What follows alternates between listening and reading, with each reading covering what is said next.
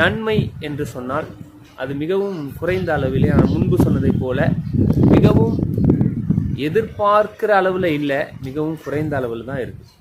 எதற்காக அப்படின்னு கேட்டிங்கன்னா, இங்கே வேதம் சொல்லுகிறது தேவனுடைய வார்த்தைக்கு நீங்கள் செவி கொடுக்க வேண்டும் அப்படின்னு சொல்லி. ஆனால் நம்ம என்ன செய்து கொண்டிருக்கிறோம் அப்படின்னு சொன்னால், செவி கொடுக்காமல் இல்லை. தேவனுடைய வார்த்தைக்கு நீங்களும் தேவனுடைய ஆலயத்தில் போய் ஆராதிக்கும் பொழுது, ஊழியக்காரர் பேசும் பொழுது அவருடைய வார்த்தைக்கு நீங்கள் செவி கொடுக்கிறீர்கள். ஆனாலும் கூட சில காரியங்களை நம்ம என்ன பண்ணிட்டு இருக்கோம், நம் இருதயமும் நம் சிந்தனையும் யோசிக்கிறது, தன் இருதயம் சொல்லுகிறது. இதை சில நேரங்களிலே நாம் செய்துகிறோம்.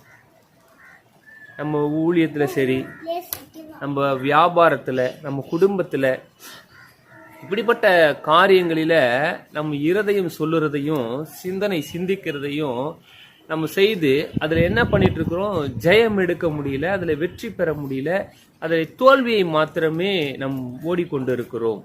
ஆனால் அதற்கு காரணம் யார் என்று சொன்னால், நம்ம புலம்பிட்டு இருக்கிறோம். சில நேரங்களில் நீங்களும் புலம்புறீங்க. சில நேரங்களில் தேவன் தான் இப்படிப்பட்ட காரியங்களை செய்கிறார், நான் ஆண்டவரை ஆராதிக்கிறேமே, ஏன் எனக்கு இந்த நிலைமை அப்படின்னு சொல்லி